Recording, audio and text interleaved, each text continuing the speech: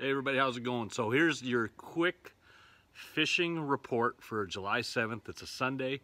It's just getting a little dark outside. I'm sorry, I've been running and gunning like every day. If I'm not working, I've been on the water. So I wanted to get something out over the weekend, but with it being the holiday weekend, it's just been crazy busy. I've been busy, so I apologize if anybody's been waiting, but I'll get one going here right now. So this is for Manistee. I think it's also going to pertain really to a lot of ports here on the Michigan side of Lake Michigan, especially up here in the north. So Manistee, Ludington, Frankfort, this should work, I think, generally well.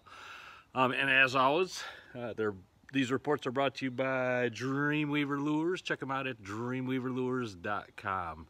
All right, so here it is in a nutshell. King bite right now is not great. We fished the last couple of days. One day we had like a couple bites. The next day I think we had 5 or 6 bites.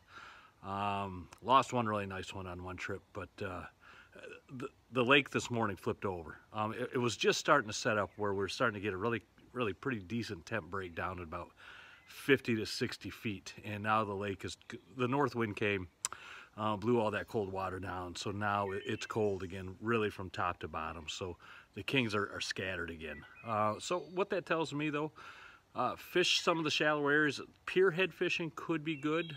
We get north winds like that. A lot of times you're gonna get those fish into those pierhead areas, especially if there's cold water around there. If you're marking bait, good cold water around there, you're probably gonna have some kings in those areas. And fish those staging areas out in front of the pierheads as well, some of those shallow areas, especially if you're marking good fish in there.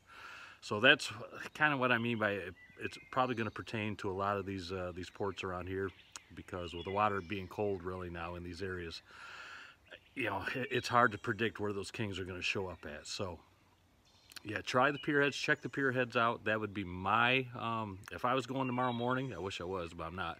But if I was, I would start right at the pierheads. I'd check them out. I'd check water temps. I would look for some good marks, some good bait balls in there.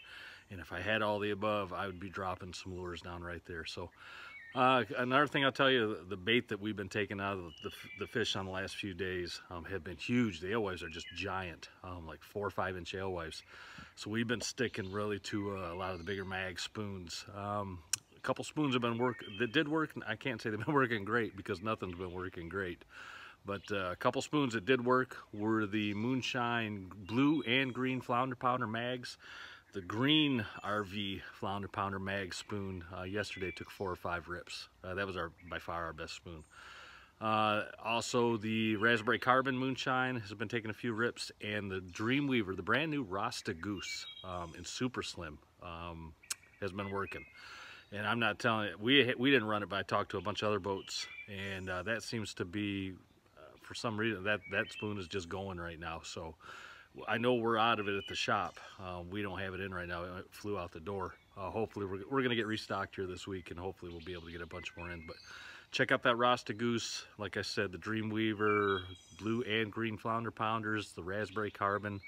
The bad toad didn't work again, and that's normally one of my best spoons, but that thing has been off.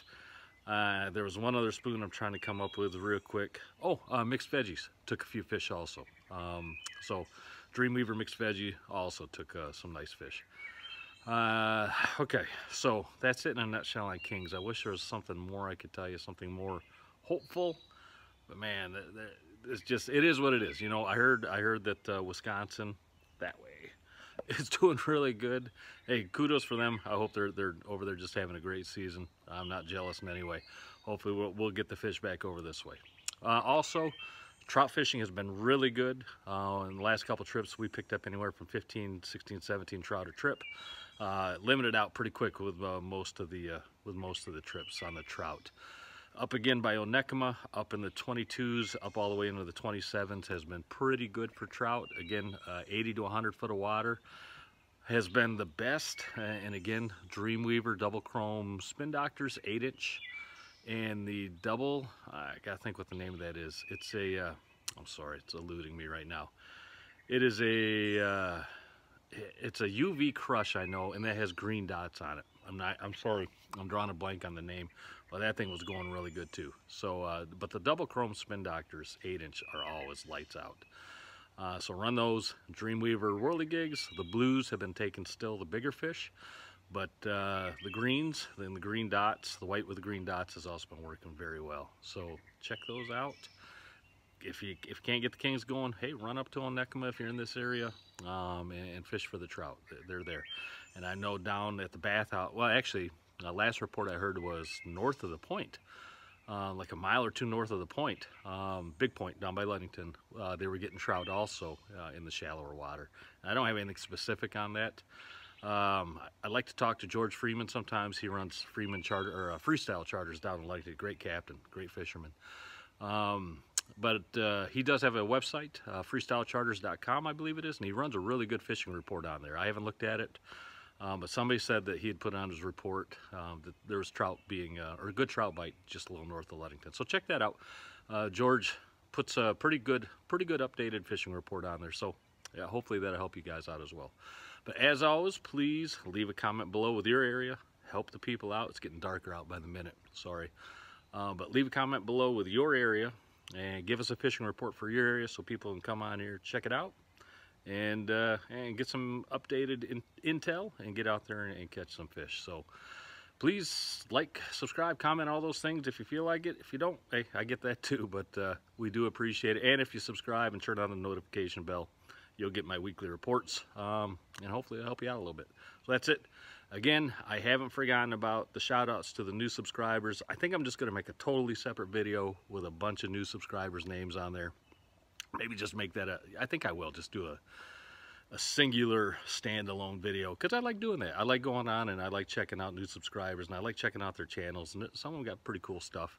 So I do, it's my way of saying thanks to everybody. So I will do that. I like doing those shout outs, and I think I get a lot of like emails or comments in Instagram and stuff too, just saying thanks, or people tell me thanks for doing that, and it's no problem. I enjoy doing it. It's like I said, it's my way of giving back a little bit. All right, so that's it. I will catch everybody here, probably on the weekend, or maybe towards the beginning of next week, sometime in there, maybe even the weekend, and I'll get you an updated report. And we got some instructional stuff coming out soon. Some new Dreamweaver boards we're going to show you. Some stuff on how we do our intel and our kind of our, I don't know, our study on, you know, if we're going to go out fishing, what we do to kind of prepare for that. And a really cool video we're going to have coming up. One that bunches of people have asked for, setting up. How do we set up?